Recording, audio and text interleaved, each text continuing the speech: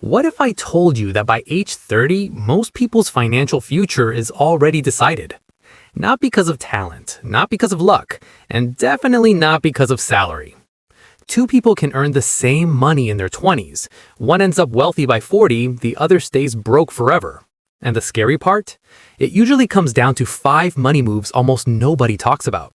Stick with me, because money move number 4 is the one that quietly keeps smart people poor, and most don't realize it until it's too late. My name is James, and I help normal people build real wealth without side hustles, scams, or working 24/7. Here's the problem.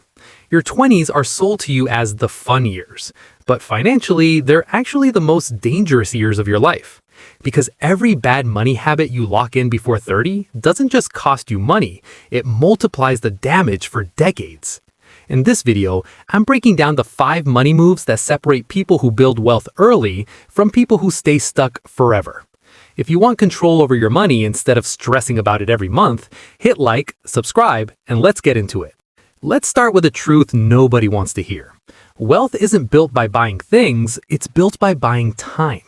Poor decisions in your 20s usually look like this: new car, upgraded phone every year, bigger apartment than you need, lifestyle that looks successful.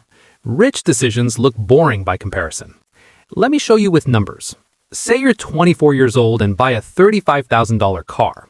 You finance it over 6 years. Your monthly payment is around $620. Now imagine instead you buy a $10,000 used car and invest the difference. That's about $500 per month invested. At a conservative 8% return from age 24 to 60, that $500 a month becomes over $1.2 million. Same income, same job, different choice. Here's the metaphor. Poor people buy trophies. Rich people buy time machines. Every dollar invested early buys future freedom. Freedom from bad bosses, stress, and paycheck-to-paycheck living. Now here's where it gets interesting. Most people don't stay poor because they earn too little. They stay poor because they upgrade their lifestyle before upgrading their assets. And that leads perfectly into money move number 2. If willpower worked, nobody would be broke. But it doesn't. Rich people understand something most people miss. You don't rise to the level of your goals, you fall to the level of your systems. Poor people say, I'll save whatever's left at the end of the month. Rich people say, pay myself first, automatically. Let's get specific.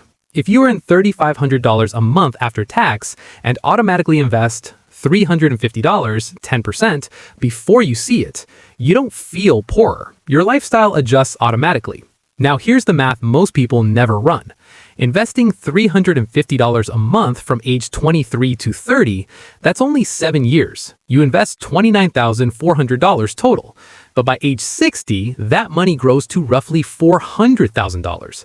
And that's just from your 20s. Here's the key difference. Poor people rely on motivation.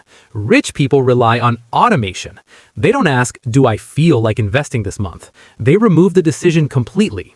Now wait, because this next part is critical. If automation builds wealth quietly, debt destroys it silently. And that's money move number 3. Not all debt is evil, but bad debt is financial quicksand.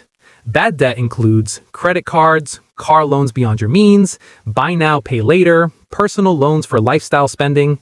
Let's talk about credit cards. The average interest rate today is around 20 to 25%. That means a $5,000 balance can easily turn into $9,000 plus if you drag it out. Now compare that to investing. Most people hope for 8 to 10% returns in the market. So ask yourself, why would you invest at 8% while paying 25% interest?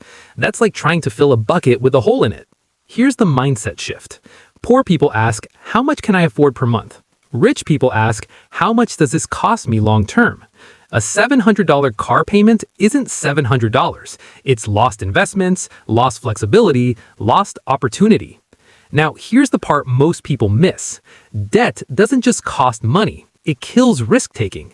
If you're drowning in payments, you can't switch careers, start a business, take calculated risks. And that leads to the most underrated money move of all. This is where smart people mess up. They obsess over stocks, crypto, side hustles, but ignore the highest return investment on earth, your skills. Here's a mind-blowing fact. The average person who increases their income by just $1,000 a month and invests it can outperform someone who picks perfect stocks every single time. Let's say you learn a high-value skill: sales, coding, data analysis, marketing, AI tools, technical trades. That skill increases your income by $12,000 a year. Invested over 30 years, that's millions, not thousands. Here's the metaphor. Investing without income growth is like trying to win a race on a bicycle. Skills give you the engine. Now here's the trap. Poor people say, "I'll learn later when I have time." Rich people say, "I'll learn now so I control my time later." And if you think that's powerful, wait until you hear the final move, because this one decides whether wealth sticks or disappears. This is the biggest separator. Poor people optimize for this month, this year, this purchase.